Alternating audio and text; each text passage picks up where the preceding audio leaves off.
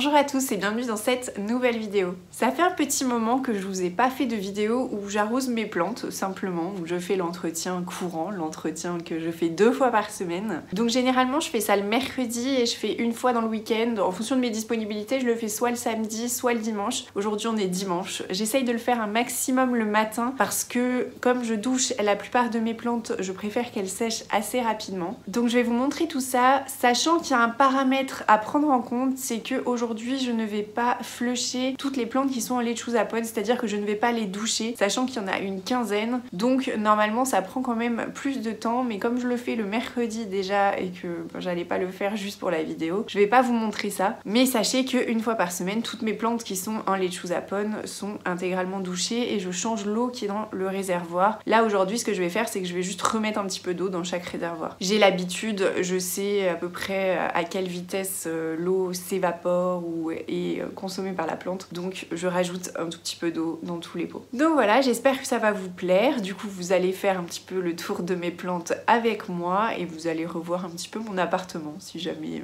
ça vous manquait de le voir. Et je vous laisse donc avec les images.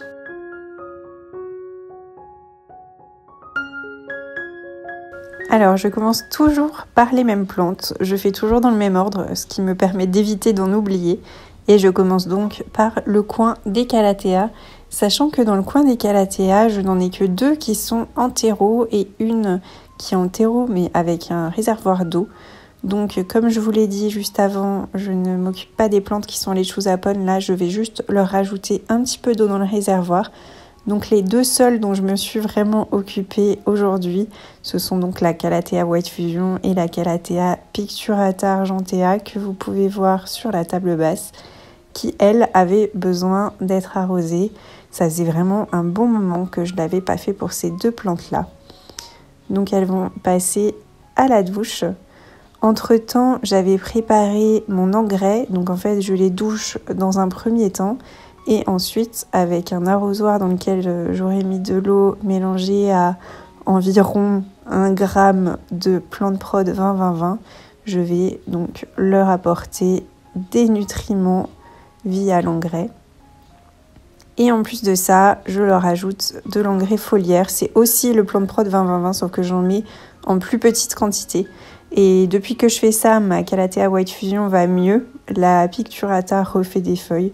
Donc, est-ce que c'est une coïncidence? Est-ce que c'est le printemps? Est-ce que c'est l'engrais? Je ne sais pas. Mais bon, ça leur fait pas de mal dans tous les cas. Donc, je le fais à chaque fois que je les arrose. Ensuite, je m'occupe toujours de la petite Rhaphidophora tetrasperma qui est sur ma table. Et ensuite, de l'étagère nid d'abeilles. D'ailleurs, j'ai tout le temps des questions. Elle vient de chez Maison du Monde. Et donc j'avais quand même pas mal de plantes sur cette étagère qui avaient besoin d'être arrosées, sauf du coup le pothos qui est resté. En général je sous-pèse ou alors je regarde simplement la couleur du terreau. Plus c'est clair, plus c'est sec en général. Et puis j'ai l'habitude, parce que je sais à peu près à quelle fréquence j'ai l'habitude de les arroser. Les chênes de cœur, je ne les douche pas, je les arrose au lavabo. Et là je leur ai mis un tout petit peu d'engrais. Généralement, je le fais pas trop avec ces plantes-là, je suis toujours un peu frileuse. Mais bon, là, j'en avais mis un petit peu. Et ensuite, je douche le petit Pilea et le Bégonia maculata qui est devenu absolument énorme. Il faudrait peut-être que je le tuteur parce que j'ai peur qu'un jour, le poids soit trop important et qu'il ne tienne plus dans son pot et qu'il bascule de l'étagère. Vous voyez le scénario catastrophe. Donc celui-ci aussi a le droit à sa dose d'engrais.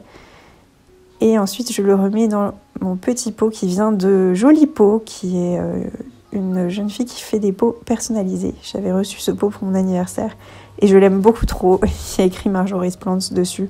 J'en avais parlé dans une vidéo favori. Si vous cherchez, on le voit dans une miniature.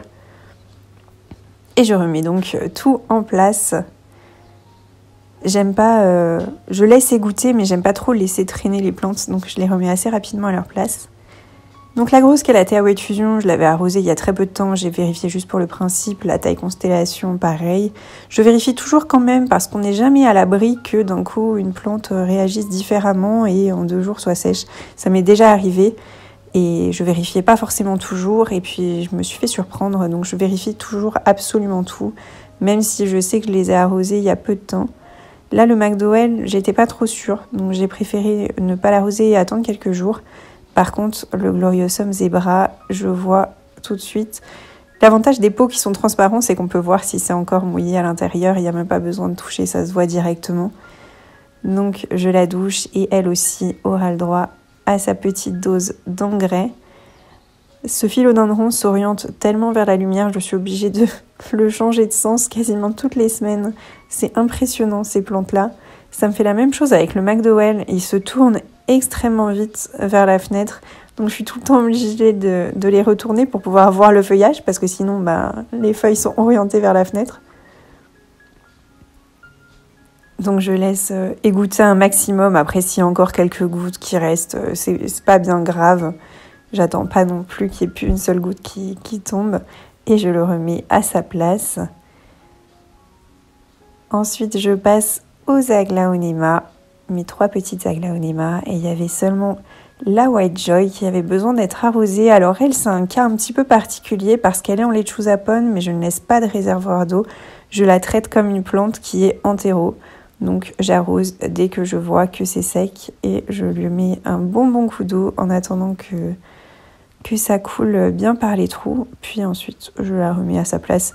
Parfois je le fais à la douche, mais je le fais plutôt quand je m'occupe des autres plantes qui sont aussi en leachusapone.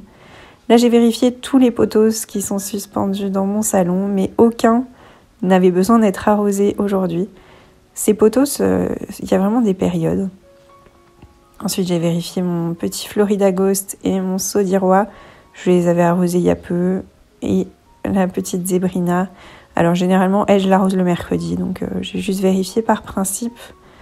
Ensuite, je me suis occupée des 3 petites misères qui restent dans ma cuisine.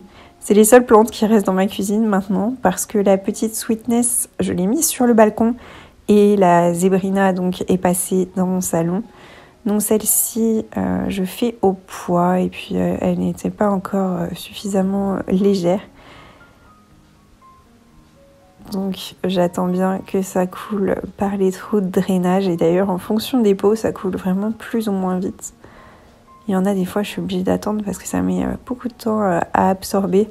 Bon, quand c'est comme ça, généralement, je les pose et puis je reviens plus tard. Ensuite, je me suis occupée des plantes de ma chambre. Il y avait ce petit White Wizard qui avait besoin d'être arrosé.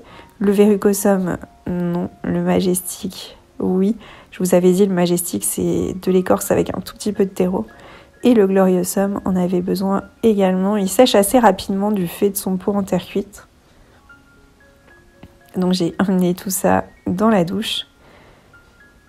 Et même rituel que ce que je vous ai montré avant. Donc je douche le terreau, le feuillage et ensuite je passe un coup avec l'engrais qui est dans mon arrosoir que je prépare avant.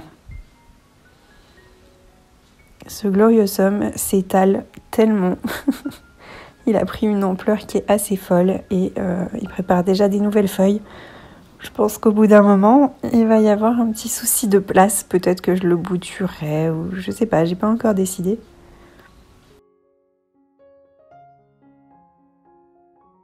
Donc il retourne à sa place avec ses feuilles. Ah, j'adore, c'est trop beau. Donc là, je suis désolée, le plan est vraiment pas terrible, mais toutes les Marantas qui sont là, elles sont en leachusapone, donc j'ai juste rajouté un peu d'eau. Le Frydek, j'ai du mal à savoir quand il est sec, donc je fais au poids. Et là, je pense que ça pouvait encore attendre un jour ou deux, c'était encore légèrement humide. Je me suis aussi occupée de remettre de l'eau pour les boutures et pour ces 2 alocasias qui elles sèchent à une vitesse impressionnante. Enfin, du coup, le réservoir se vide très très vite. Surtout la mélo. Je sais pas trop pourquoi. Mais je lui en mets quasiment tous les jours. Quand je pars en week-end, je suis obligée de demander à ma voisine de mettre de l'eau tous les jours dans ces 2 alocasias. Et là-haut, j'ai toutes les boutures de misère Zébrina. Je vous avais raconté dans la précédente vidéo que je l'avais faite tomber et que du coup, j'avais cassé pas mal de morceaux. Mon ficus n'avait pas besoin d'être arrosé. Cette petite Oya, je lui mets toujours 2-3 gouttes, 2 fois par semaine. Et ça lui va bien. Je la sors jamais de son macramé, j'ai trop la flemme. Les autres n'en avaient pas besoin. La Maranta, je lui ai rajouté un petit peu d'eau. Le petit pot en terre cuite, je l'ai emporté pour le baigner plus tard. Et là, j'avais besoin d'arroser cette Hoya Carnosa tricolore et mon pothos golden qui est absolument énorme. D'ailleurs, il sèche en 2 jours alors qu'il a un pot énorme, je ne comprends pas. Il y a tellement de lianes, tellement de feuilles, il est gigantesque.